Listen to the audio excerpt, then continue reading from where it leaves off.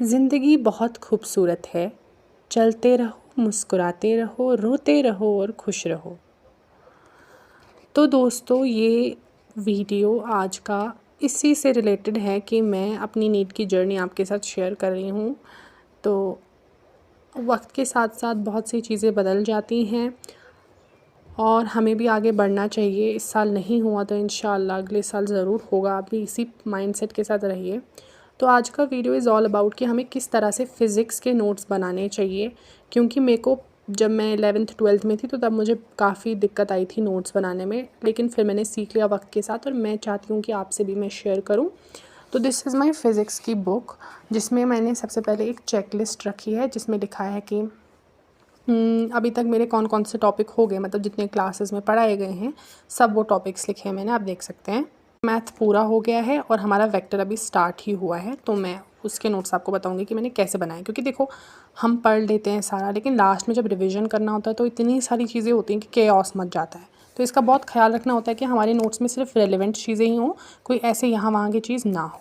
तो चलो देखो, सबसे पहले हमने ट्रिग्नोमेट्री से शुरू करा और आप देख सकते हो कि नोट्स कैसे बनाने होते हैं। देखो, इसमें मैं आपको एक चीज़ बोलूँगी कि आपको हाइलाइटर का यूज़ करना बहुत ज़रूरी है। जब आप हाइलाइटर यूज़ करते हो तो इस पूरे पेज में मुझे सब कुछ आता है, मुझे ये फॉर्मूला नहीं आता था तो मैंने इसको मार्क रखा। तो अब जब मैं दोबारा रिवीजन करूँगी ना, तो मैं पूरा रिवीजन नहीं करूँगी, I will just revise this formula और इसके ऊपर कुछ क्वेश्चंस प्रैक्टिस करूँगी। तो ऐसे करना होता है। और आपको पता होगा कि क्लास में कुछ क्वेश्चंस लिखाते हैं, तो वो सारे क्वेश्चंस नहीं लिखने होते, उसमें से जो क्वेश्चन आपको नहीं बना उसको आप स्टार मारो, स्टार मार्क करो और फिर आप जब दोबारा रिवीजन करोगे किसी टाइम पे तो आप उसको रिकॉल करो उस क्वेश्चन को, ठीक है। चलो आगे देखो दोस्तों, आपको ऐसे नोट्स बनाने होते हैं। इसमें भी देखो कितनी चीज़ें इंपॉर्टेंट है, इतना सब कुछ पढ़ा लेकिन इंपॉर्टेंट सिर्फ उतना ही है जो मुझे नहीं आता। अभी इतना टाइम कम है इस 3 मिनट की वीडियो में, मुझे आपको सारा दिखाना है, तो आप बस देख लो इस तरह से।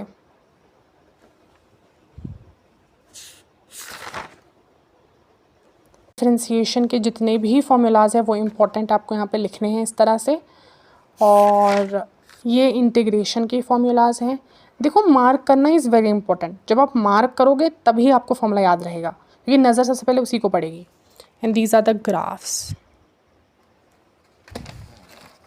तो यहाँ पे हमारा बेसिक मैथ कंप्लीट होता है और मैं आपको बताती हूँ कितने पेजेस में मैंने बेसिक मैथ कंप्लीट। नो तो 1 2 3 4 5 6 7, मात्र 7 पेज में पूरा बेसिक मैथ आ गया। And this is the vector जो हमने अभी तक पढ़ा है। तो दोस्तों, बहुत शॉर्ट एंड क्रिस्प रखने होते हैं अपने नोट्स। कहानियाँ मत लिखिए। And that's all for today.